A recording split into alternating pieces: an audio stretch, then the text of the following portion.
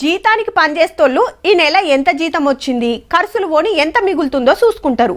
దందాలు వేస్తోళ్ళు ఏడాదంతా ఎంత పెట్టుబడి పెట్టినాం, ఎంత కమాయించినామని లెక్కలు చూసుకుంటారు.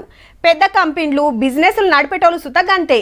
ఏదో టైంలా వెనుక ముందై లాస్ రావచ్చు కానీ లాభాలైతే పక్కా ఉంటాయి. కానీ ఈ వ్యవసాయంలో అట్లా కాదబ్బా, లాభం అన్న మాటే బంగారమాయే.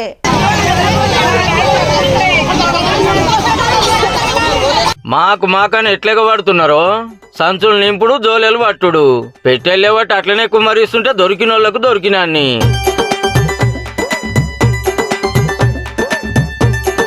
ఫిరి అంటే ఆగుతారు మరి. మహిబాద్ జిల్లా కొత్తగూడెం మార్కెట్ లో టమాటా అమ్ముదామని వచ్చిండట రైతన్న. కానీ రేటు చూస్తే కిలో 2 రూపాయలు 3 రూపాయలు అన్నారట బోకరిగాళ్ళు. ఆటో ఖర్చులు కూడా వెళ్తలేవని పబ్లిక్ కు ఇట్లా పంచి పెట్టిండు అన్నట్టు.